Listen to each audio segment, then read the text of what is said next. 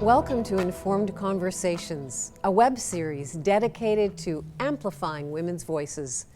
I'm Shari Graydon, founder and catalyst of Informed Opinions, and today we're honored to have with us Senator Kim Pate. Senator Pate is a nationally renowned advocate who spent 35 years working with and on behalf of some of the most marginalized and victimized Canadians, youth, women, and men in prison. The value and impact of her work has been recognized with the Order of Canada, the Governor-General's Award in commemoration of the Persons Case, 5 honorary doctorates, among many, many other honors. In May of this year, Senator Pate introduced a private member's bill calling for the elimination of mandatory minimum sentences. This is an issue with enormous implications for our justice system: how fair it is, how effective it is, and how costly. Kim, welcome. So what are mandatory minimum sentences? Mandatory minimum sentences are basically something that's legislatively required. So the law says that a judge, if someone has been found guilty, has to impose a certain sanction, can't go below it. And they can sometimes go higher than that sentence, but it's the mandatory minimum penalty that can be applied to someone for whatever offense it relates to. And so are the mandatory minimums applied specifically to, like, this offense requires minimum 2 years, this offense minimum 5 years? Is that this how it offense works? Minimum life imprisonment? Yeah. Okay. Okay. And why do we have them? Well, a number of reasons. We've always had a few mandatory minimum penalties since the criminal code was developed in Canada, but we had like a handful, 6 to 10, and then we increased to 20, and then in the last 20 years, we have somewhere in the neighborhood of 60 to 70 mandatory, depending on who you talk to, mandatory minimum penalties. And the difference between penalties and sentences is some would be a set amount, a set sentence that has to be served, and others will be things like you can't drive for a certain period of time, or you have a victim surcharge, which is an added penalty but not necessarily a sentence per se. Okay, so mandatory minimum penalty might be if you're convicted of drinking and driving, then you wouldn't be able to drive for a minimum of. Yes, that's right. So it's not, it's part of the sentence and part of the penalty, but it's not the same as a mandatory, for instance, fine or time in prison. Okay. And why is it that they have mushroomed and become there are so many now? Well, some people believe that, and there's a rhetoric around that if you actually create more penalties, that you actually prevent more crime, that it shows that you're tough on crime. And in fact, all of the evidence shows, I was just reviewing some research, in fact, from Europe, where all of the research is showing that there is no deterrent value to penalties. What we know is that most people who commit offenses don't actually know what the penalty is. Most juries don't know what the penalties are, even when they're hearing cases.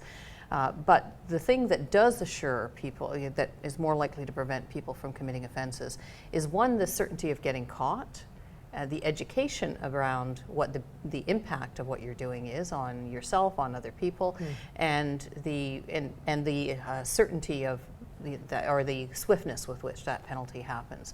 And so, for instance, drunk driving is the most litigated area, in part because people who have money have been charged with it.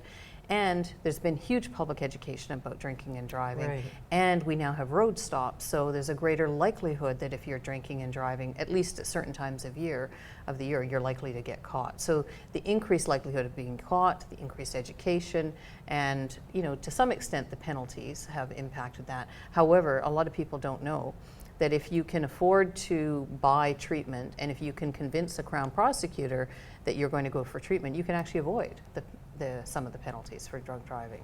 And so, clearly that's an issue that many people should be aware of, because it allows the discretion for Crown prosecutors and judges to allow people not to have some of those mandatory minimum penalties in situations where they're able to secure treatment. And why is that something that's beneficial to rich people? Well, because if you don't have a lot of money, or you're on limited income, and you want to get into treatment, there are huge waiting lists. So the chances of someone who doesn't have a lot of resources being able to access those options and therefore avoid the mandatory minimum penalty is pretty slim. So it's one of the areas that has also been litigated because people don't want to have that mandatory minimum imposed. So really, this gets at the crux of why mandatory minimum sentences disenfranchise some people disproportionately. People who have financial resources and the ability to hire somebody who knows the law to fight on their behalf are not going to be penalized as much. So we've been talking about drunk driving, but let's talk about mandatory minimums in application to other offenses that you're concerned about. So the first proliferation of mandatory minimum penalties happened about 20 years ago when we brought in all the weapons offenses. Really important reason that we were trying to limit gun control and all of the like. But the presumption was the way to limit it was to impose more mandatory minimum penalties. And in fact, what we know is that ratcheted up sentences for lots of people. So for instance, women who might be in an abusive relationship, who are in the midst of being beaten, if they actually engaged in hand-to-hand combat, which is what self-defense was developed around, not around the idea of women or children who are being abused trying to protect themselves.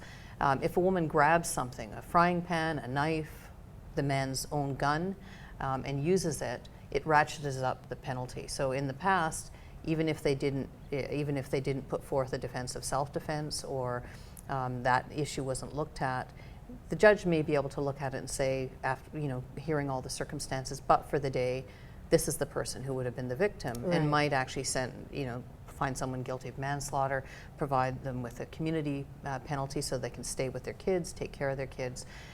With those provisions, what we saw was if you used a weapon, there's a mandatory minimum penalty. And so a lot of people in all kinds of different circumstances, for all kinds of different reasons, who might grab something or use something or pull something out in the midst of either a dispute or in order to survive. In order to survive, or they may be doing something they shouldn't be. I mean, I know a woman who has a lot of mental health issues and some intellectual disabilities, would go and stand by ATMs because she knew people got money out of them, and she would say she had a weapon even though she didn't, and she would because she would, the argument was she was using a weapon even if she didn't actually have something, or what she had was a pencil in her pocket or a pen.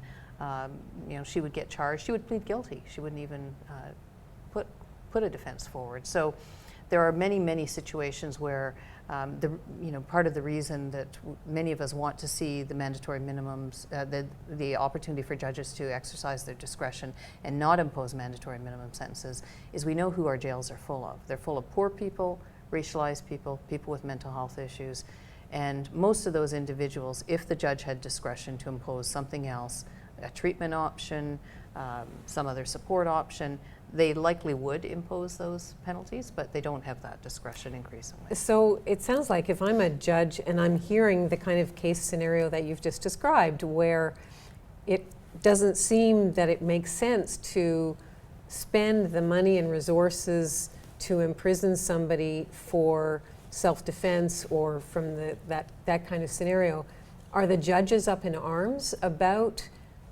being required to impose these penalties? Some have. In some jurisdictions, judges have refused to impose the penalties and have ruled that those penalties are unconstitutional. So one that has been, many judges have refused to impose is the victim surcharge penalty. And that penalty was introduced it sounds good to say we want resources being taken from those who have been convicted and criminalized and convicted, and have those resources go to victims. Sounds great. In reality, most of those resources have not gone to victims.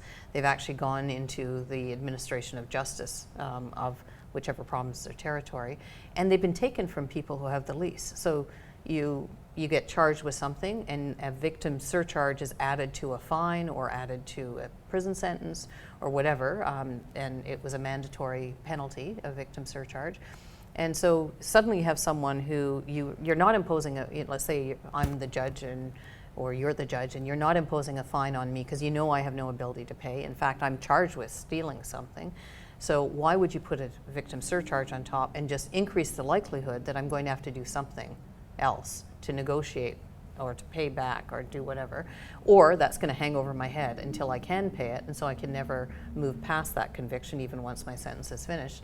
And there are a number of people who have not been able to pay their victim surcharges, who did have them imposed and can't get pardons, for instance, or record suspensions because of it.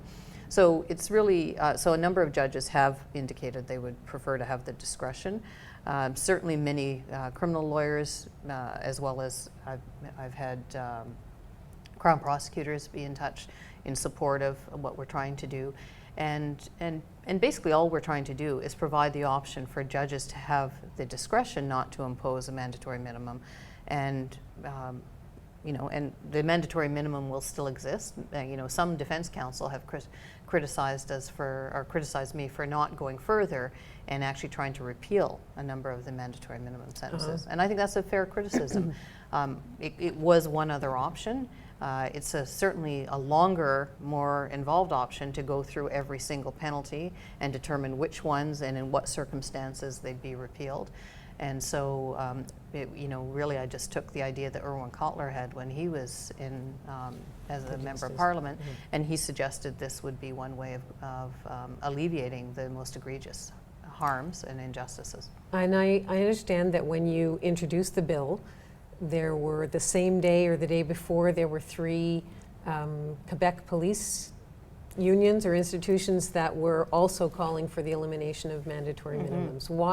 Why are they supporting this? Well, many police are supporting it in large part because they're not exempt from the mandatory minimum penalties either. So if they are in a crisis situation and they pull their weapon and use their weapon, or there's a threat of them using the weapon, the penalties could apply to them as well. So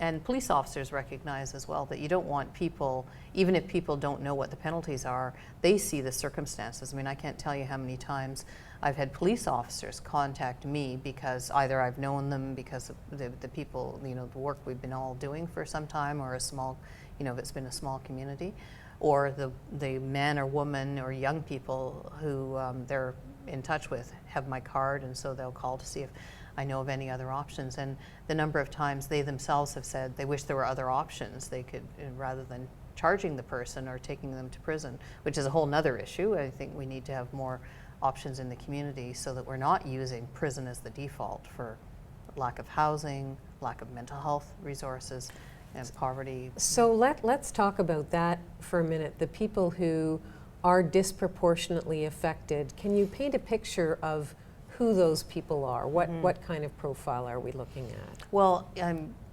example of who we're looking at, I think, came out just in the past week and a half. Stats Canada released the report on the overrepresentation of Indigenous people in prisons, and linked it. Their own research, Justice Canada's own research, linked that to the proliferation of mandatory minimum sentences.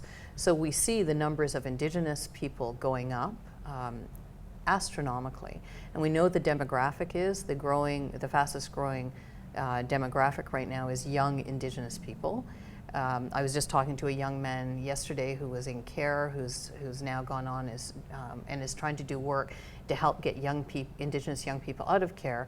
And one of the comments he made was, it's just going into care for Indigenous youth is just a pipeline into the prison system. And so, just to be clear, going into care means going into the child welfare system because you're in need of protection. So imagine young people who are taken out of their own homes, sometimes because of racist attitudes about parenting, sometimes because of actual concerns about neglect or concerns about the child, but they're taken completely out of their homes, out of their culture, out of their communities, and many of those young people end up in group homes, in foster home situations. Many of them are, if not the survivors themselves, then the children of survivors of residential school. Right. And so that pattern continues, and we see this displacement of young people. They end up in the child welfare system, and up until 30 years ago, those placements were exactly the same placements as the criminal justice placements for young people. And even now, sometimes you will have beds in one institution that are categorized as child welfare, and then beds that are classified as open custody under the in the youth criminal justice system. So the child welfare system is like being in prison. For many young people, yes. And because it's, in Manitoba, one of my colleagues was just talking, Mary Jane McCallum, who's from Manitoba and one of the new Indigenous senators, has recently been talking about the stats in Manitoba. And I believe it is 11,000 young people will age out of care, out of the child welfare system in Manitoba alone in the next 5 years. And I think, if I'm correct, the figure that she's been quoting is 9,000 of those are Indigenous youth. Now, if they're coming out of care and they're literally being dumped into the community, in most cases, provinces are scrambling trying to develop supports. The federal government is certainly trying to work on supports. But unlike my child or my children, when they got to 18, they weren't just dumped into the street. Right. But if you're in the care of the state is a parent, but the parent can just literally dump you out. And guess where most of them end up? If they're trying to negotiate poverty, if they're trying to negotiate abuse, deal with the impact, if they're anesthetizing themselves with drugs or alcohol to dull all of those realities, they're more likely to end up in the system. And it's the only system that can't say no. And if you do something for which there's a mandatory minimum penalty, then you could end up in prison, you could end for a set period of time. And even though there are mechanisms that are supposed to assist you to get out of prison, the reality is the resources overwhelmingly go to the restrictive components, not to the emancipatory, if I can use that term, components of the criminal justice system. So my hope is that by alleviating this somewhat, just by this mechanism, judges could also use their discretion to push for individuals to go into treatment. I mean, I've heard not often, but one woman I know who was born with a double cleft palate, and actually, she co-authored a book with someone. One of the first judges she dealt with in the youth system actually sentenced her she was in the care of the state at the time, sentenced her to have the cleft palate repaired and dental work done, because he recognized that a big part of what was contributing to her being marginalized, being victimized, and her then fighting back was the fact that she couldn't communicate effectively, that she had a major, what would be described as physically disfiguring part of her face because she had a double cleft palate and couldn't speak properly. And so, those are the kinds of things that we should be encouraging judges to do, is to actually do something that, as part of the purpose of sentencing, is to not just address the harm that may be being caused, but do something that helps prevent that person from being in that situation again, and the community from therefore having, we know that rehabilitation is the most effective way to protect the public and create public safety. So on that point, and thinking about the enormous costs that are involved of putting and keeping people in prison, and appreciating that right now the system incarcerates all sorts of people who really are not particularly dangerous to society. Let's talk about that trade-off. So if we eliminated mandatory minimum sentences and we were not putting all those people in prison, would there be the opportunity, and would judges take advantage of that opportunity to do something creative like the example that you've just given? Because it sounds like the system is so broken that in addition to having all of these kids coming out of the welfare care system suddenly being in a situation where they haven't benefited from parents in the first place, and the kind of engagement that you and I would offer our children, and now at 18 they're on their own without the resources and support systems. I'm rambling here, but it feels systemically like it's such a huge problem. It is, and certainly the bill that I propose is not a panacea. That won't solve everything. It provides a mechanism for judges to not impose mandatory minimum penalties where they see fit, and they would have to provide reasons for that. And the research that I was just talking about, that's just come out of the European Union, interestingly enough, shows that about 25% of the cases judges still impose the mandatory minimum because they may see it as fit, and about 25% they impose less than, or more than the mandatory minimum, and then roughly about half they might not impose the mandatory minimum, and it may be just below, it may have more flexibility. And so it really varies from country to country. But what it does do is potentially free up resources that could be applied in different ways.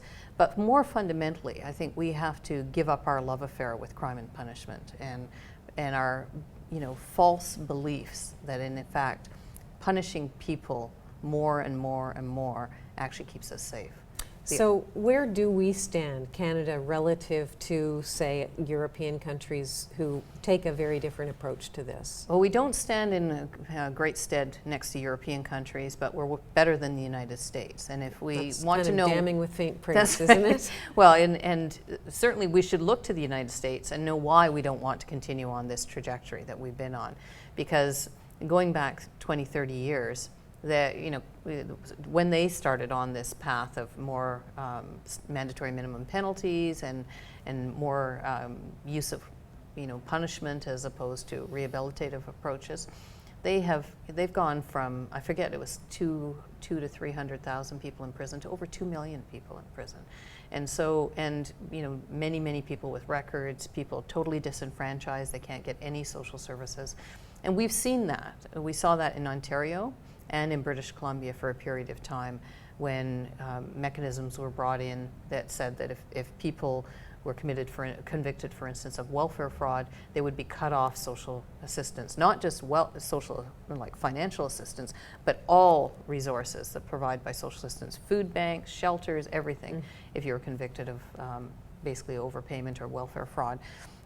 Most provinces have realized, especially after some deaths, like the high-profile one of Kim Rogers in Sudbury. She died during a heat wave like we've been experiencing this summer in Ottawa. And when the police went in, the register in her apartment at 8 o'clock at night registered 35 degrees. She was on house arrest in that apartment, 8.5 months pregnant. And so, the reality is that all of those kinds of horribly tragic travesties have caused people to have some sober second thought around those issues. But what we really need to look at is the policy decisions we make and why we make them. If truly we want our communities to be safer, people to experience more equality, better standard of living, better quality of life, then we know there are other policy decisions we can make. We could do things like have guaranteed livable incomes, we could have free post-secondary education, we could have the opportunity for people to have mental health care and addiction services and services if they've experienced victimization. And we could fund all of that. So the costs, if we were not imprisoning people, we would have resources to invest in those measures. The Parliamentary Budget Officer, in response to a request we made to update the figures for what it costs to keep people in prison, came back with figures showing it's about roughly between $150,000 to $200,000 per year to keep a person in federal custody. If you're talking about women in maximum security or in the mental health units, we're talking over $500,000 a year. And over $500,000 to keep a woman in a maximum security prison? In a maximum security unit within a federal prison or in the mental health unit. So that money, and those are individuals overwhelmingly who are Indigenous, overwhelmingly individuals who have experienced violence themselves, about 91% of Indigenous women, 87% of women overall, and overwhelmingly women who are struggling with addictions and that sort of, and mental health issues. Every community that I talk to can think of way more resourceful and creative ways to spend that money to benefit not just that woman, but then also the rest of the community she may come from or want to go to or want to integrate into. And then for women, most of the women have children, and 90% of the women who go to prison, their children end up in the care of the state. So if we want to talk human costs, huge. If we want to talk financial costs, it's also huge, and we can, and I would argue should be investing those resources very differently. And then, less people think it's just the ravings of, former activists now, in this new place, Kim Pate. The reality is that in the mid-90s, all the heads of corrections in this country said that if you were released at any time, at that time, 75% of the people then in prison, you would not increase risk to public safety or crime rates. 75% of prisoners in the 1990s, the correctional facilities people themselves said, release them, no danger. So why are we still talking about this? What is the resistance to what you're advocating for? Well, the resistance is if we start saying, let's not put more people in prison, then the immediate retort often is, well, if you're going to let people out of prison, you're going to increase crime rates, decrease public safety, even though there's no evidence of that. In fact, the evidence is the opposite. So let me ask, where does that evidence come from? Well, the evidence, so there are some places, for instance, a guy named Jerry Miller, who was head of corrections in Massachusetts, juvenile corrections in the 70s, actually decided to decarcerate all young men. So who are the people are most likely to be afraid of? Often young men. Mm-hmm. He decarcerated all of those young men, and very few of them ended up back in the system. And he said later, he wrote a book called Last One Over the Wall, and he said later that if he had actually ensured the resources flowed with those individuals into the community, then he thinks he would have had 100% success rate. So if he could have taken the money that it was costing to keep them in, right, that when they were let out and provide that amount of resources to facilitate their re-entry into workforce, etc. Education, all of those things. And what he said was the ones who ended up back in the system as adults were mostly young men who had virtually no supports, no community of support, no familial support, and were really struggling for all kinds of reasons, whether it was their background, how long they'd been in custody, a number of issues. But, so that's part of the evidence. The other is when the Dauphin, Manitoba did the MINCOM study, one of the things, and that was in the 70s as well, and they provided a guaranteed income to all the people in Dauphin, Manitoba. What they found was the crime rates went down, the incarceration rates went down, and the medical costs went down. And the woman who basically took all of that data and researched it, Evelyn Forget, is an economist, and she was working in a North End hospital in Winnipeg, and was noticing that a lot of the people coming into emergency were poor people, Indigenous people, mm-hmm. People who, if there had been preventative health care earlier on, may not have been in emergency. Right. And so that was really what drove her interested in that particular project. And what she found was, in fact, the healthcare costs do go down. The standard of living went up for everybody in that community, because the only people who stayed home more when they had a guaranteed income than before were young men. Now it was the 70s, so it'll probably be young women now too, but young men who wanted to go to school but couldn't afford to, and so had to go to work. And so they didn't really stay home, but they didn't go to work, they went to school instead. And young women, now again, it might be young men as well, who stayed home to take care of their children, who otherwise had to go to work. And so presumably the people we want to be able to get an education, take care of their children. And so the standard of living went up for everybody, the cost of crime went down, healthcare costs went down. Why wouldn't we do that? And so why, it's like, given that experiment, that data, those results, and that was in the 1970s. That was in the 1970s, and we're seeing the same in European countries, particularly Scandinavian countries, where they're taking these approaches. Why doesn't it happen? Because the electorate, we expect to see changes fast.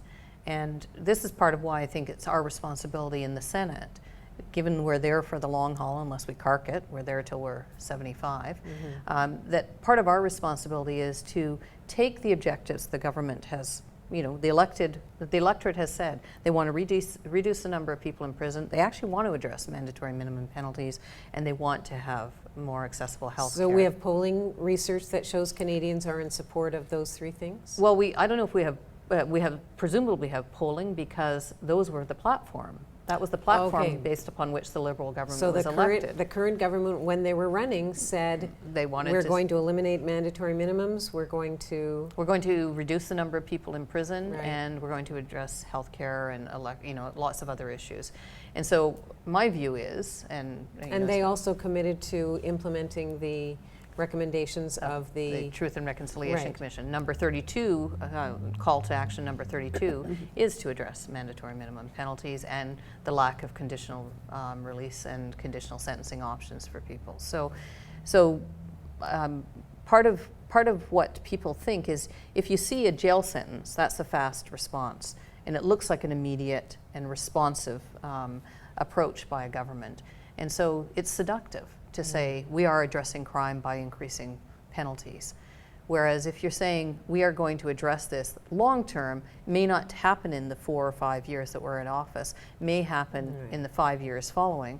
And in much the same way as we've seen 20 years of more punitive law and order type of what's called law and order. I don't think it creates much order, quite frankly, but lots more law, has actually resulted in more and more people in prison and has really helped to eviscerate the resources available for social programs, healthcare, education.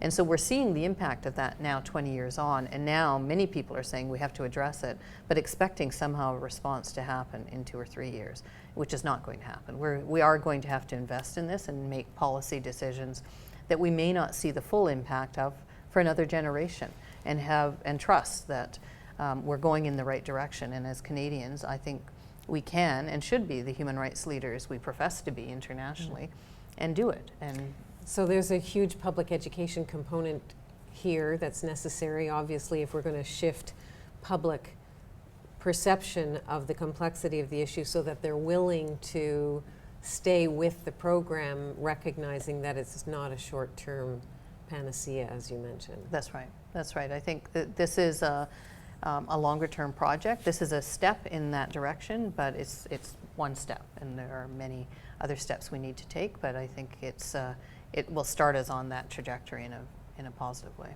You have mentioned that women in particular are especially disenfranchised or affected by mandatory minimum sentences. How is that?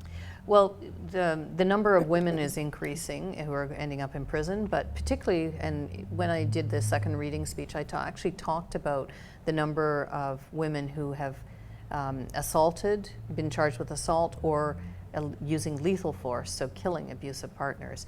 And the number of them who end up using, one get a mandatory minimum in part.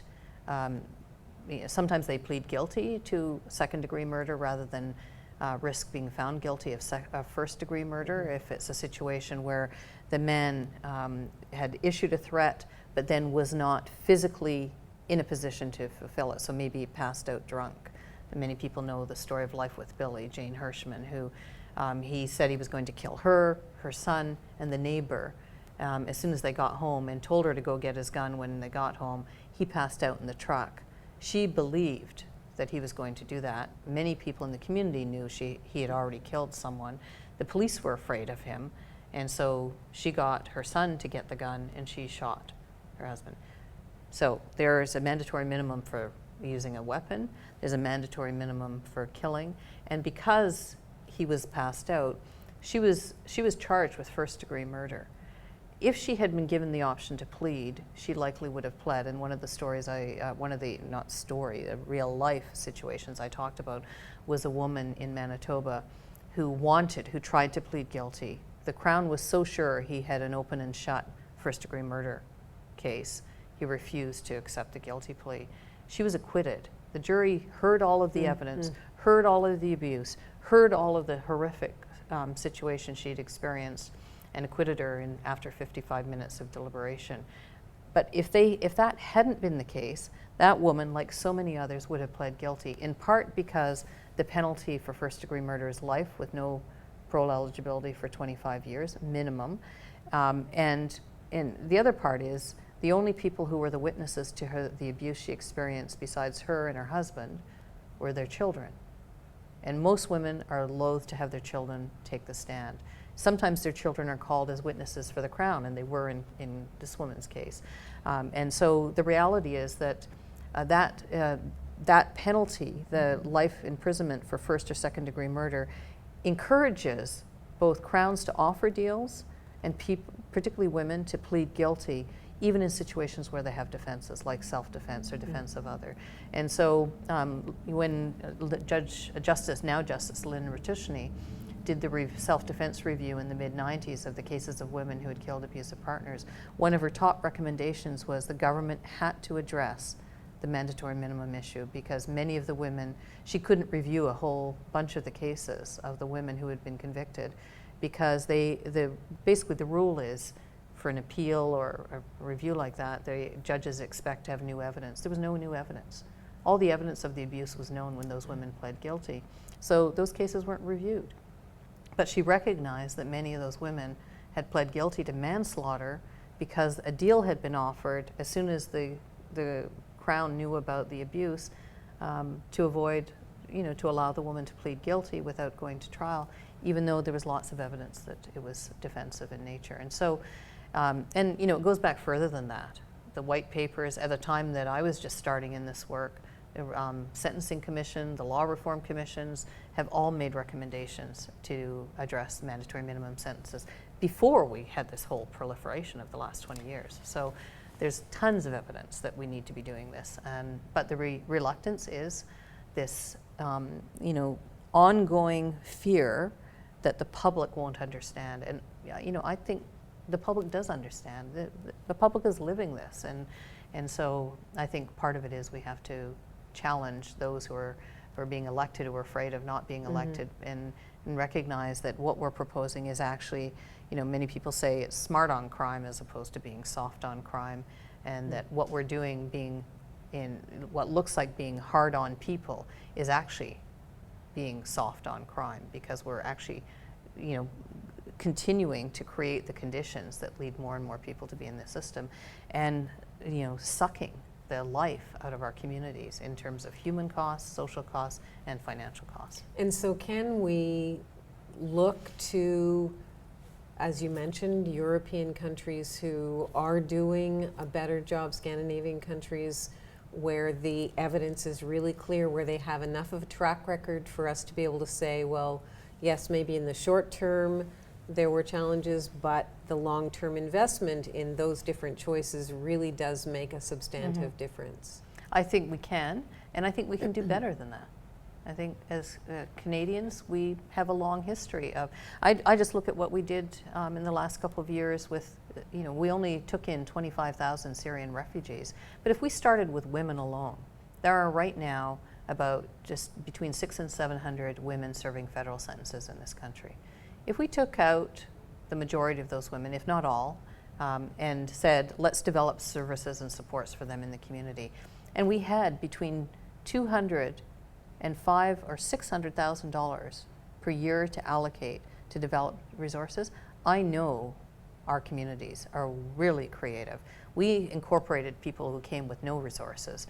If we incorporated people with some resources to add and support them, we could have very different, very enriched communities, and an amazing new internationally, and we could have a model that would put us at the forefront internationally. So let's just play this out for a minute. What you're saying is, if we took 600 or 700 women who are currently in prison and who are costing the system hundreds of thousands of dollars a year each, plus their children who are in care, who are being perpetuated in the same system, and we took those resources and we said, okay, we're going to educate you, we're going to give you counseling, we're going to give you mental health therapy, whatever it takes, we're going to spend that money, and then the long-term benefits of that, I can totally see how that would be beneficial. And I can also hear the voices of people who would say, well, I'm not getting $200,000 in resources aimed at helping me have a leg up, so why should people who have been in contravention of the law get those benefits? Right. So two things I say to individuals, because of course, I grew up a working class kid. I hear that all the time from people in my own family and community. And so my response is, what an indictment of our communities that we have whole groups of people who think that prisoners are getting it better than them, one. And that's why I think we do have to look at things like guaranteed livable incomes and better access to health care and free health care, truly free health care, and mental health care and educational services, because we know those are all of the ways that we actually provide a more equal starting point for everybody. And we don't have that right now. We may say we do, but we know we don't have that. If you or I want to go into treatment, we may or may not be able to afford to find a place. If we had tons of resources, for sure we could find a place in Europe or overseas or in the United States and get treatment. And so we need to be providing those opportunities for everybody, and we can. Canada is a rich country. We can reallocate our resources in ways that would benefit many more people. So that's one thing. The other is, if in fact we had those situations or those resources, we probably would have way fewer people even being charged in the first place. Because if you're charged because you're trying to negotiate poverty, or you're charged because you're trying to flee an abusive relationship, or navigate through that, or you're anesthetizing yourself with drugs because of abuse, or whatever the issue is, then you're starting in a place that is less equal. And what I often will say to people is, I'm not going to ask anyone to disclose, but very few people who reach adulthood in this country have not done something for which they could have been criminalized. But the reason many of us aren't is because of the other opportunities, whether it's a community of support we have, whether it's discretion used by the police officer if we're caught, whether it's who we do it to. So can you give me an example of the kind of thing that many of us have done, probably, whether we admit it or not, that has landed other people in prison? Sure. So I think of young people who are in care.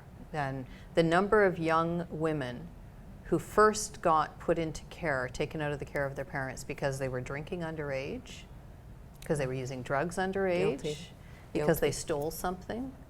There are all kinds of things that many of us did as kids that our parents, our community support. We had a place to go.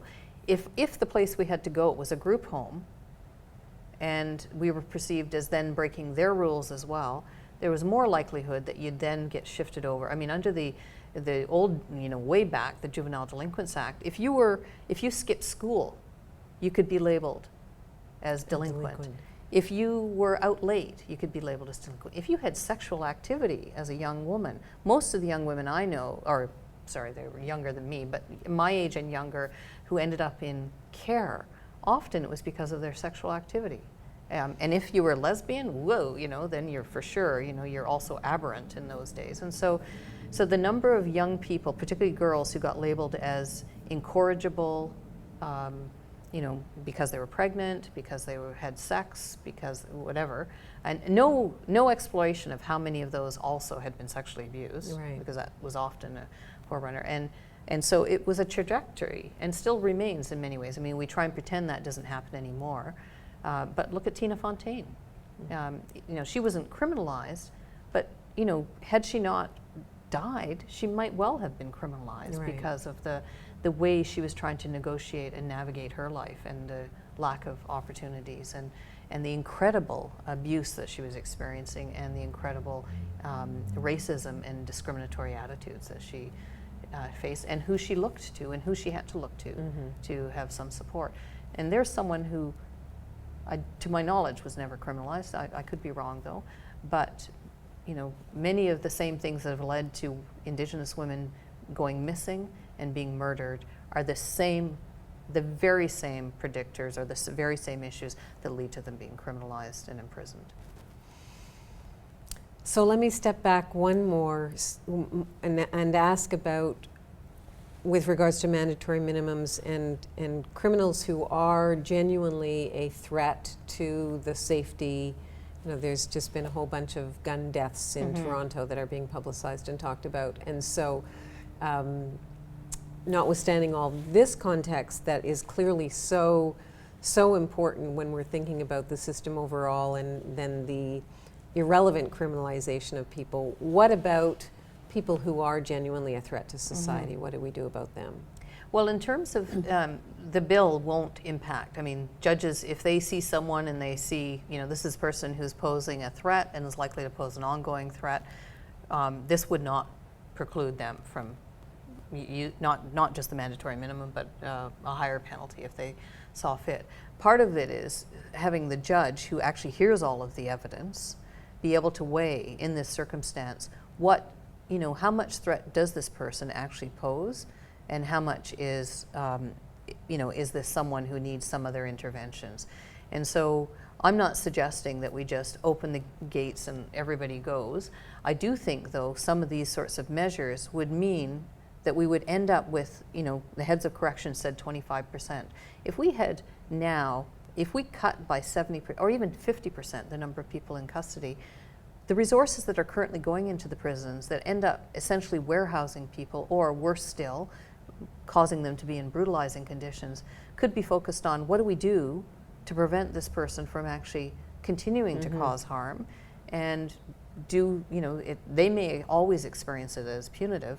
If you had 20 people working with someone who had huge issues, and the idea was to try and assist them to not be in a position where they would cause harm to anyone else, they may not experience it as anything but punitive, but we would certainly benefit far more if the work was on trying to prevent them from doing what they did in the past. And in my work with, not just women, but young people and men who have been victimized, what I know is that there are two things most victims want.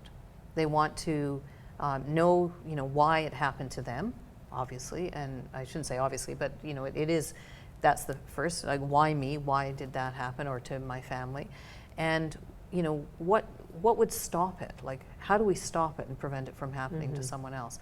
And then often, to remediate their own situation is often way further down the track than many people imagine. In my experience with when I was doing work with young people and adult men meeting with their victims, almost always those were the first things they wanted. Why me? Some assurance, so that, because they're people often, I know someone broke into our house when I was a kid.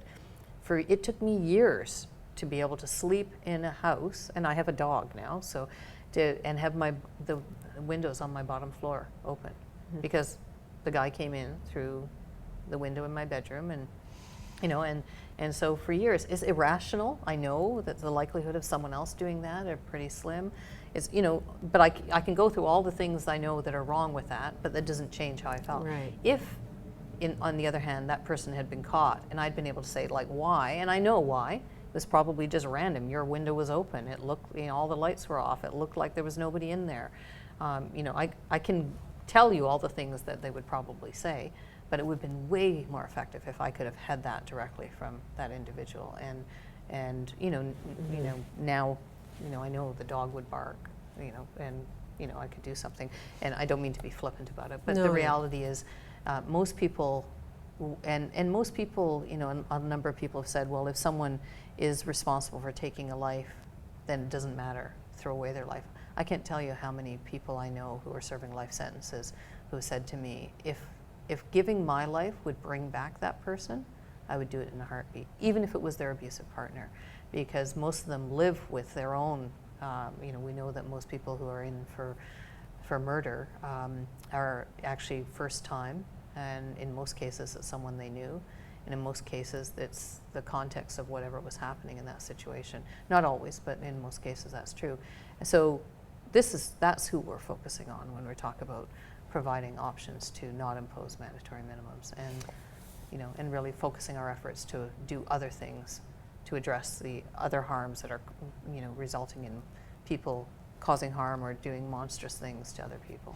So I feel like we need a whole other hour to talk about the alternatives, and we might have to do that. But what I'd like to end with is the question to you, as somebody who has been doing work around prison reform and advocating for people who are incarcerated for more than 30 years. Have things gotten better, or are they in fact worse because of mandatory minimums?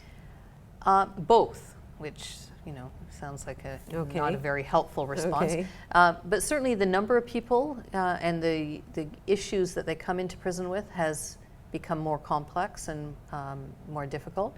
It's not a more dangerous group, which is how that gets translated by the system back out to us.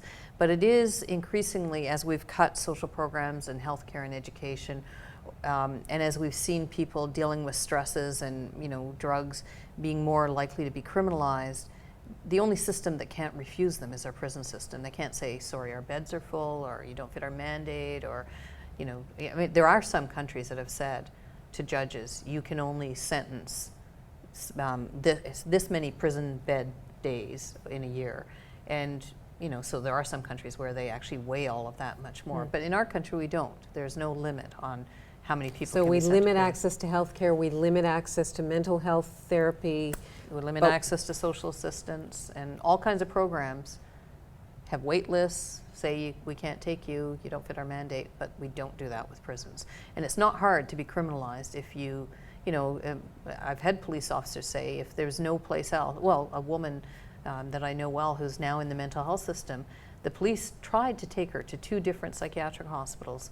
Both refused her, one because they knew she had a record, and the other one because they had no beds. And they refused her, and the officer said, we know what she needs is to be in a mental health setting, but she's so a risk to herself and maybe to other people now because she's not on her medication, because she's not getting mental health support. The only place we can take her is to prison. And she keeps saying, I'm going to kill myself, or I'm afraid I'm going to hurt someone else.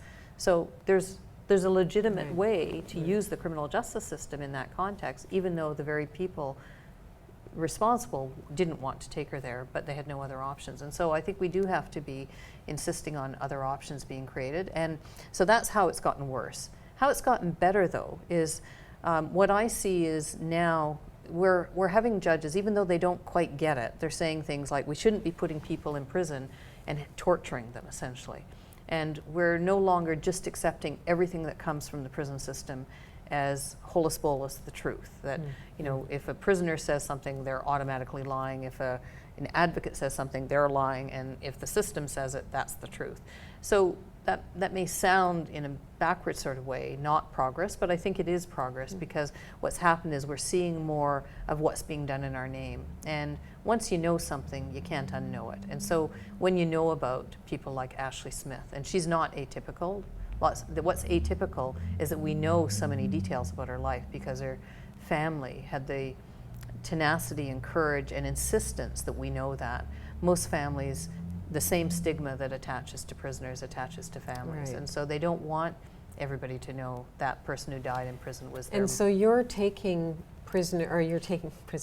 senators, colleagues in Parliament and the House of Commons into prisons to help them understand the context that you're so familiar with because of your 35 years. And what kind of impact is that having? Well, it's interesting. The Senate Committee on Human Rights and the Aboriginal People's Committee have both gone into prisons Aboriginal peoples into one prison.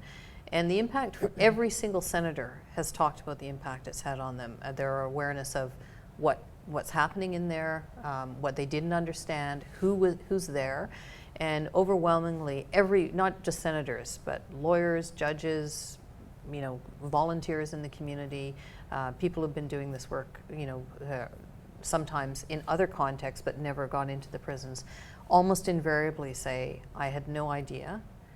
That could be my mother, my sister, my brother, my uncle, my father, my son, my daughter.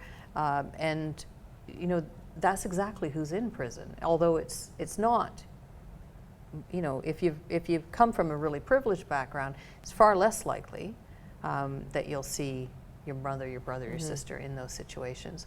But certainly it's not the impression that's created of the person who is likely to be an ongoing, constant threat to my personal security. If that was true, then the person we'd all be afraid of when we walked out, the fastest growing prison population, is poor Indigenous women with mental health issues.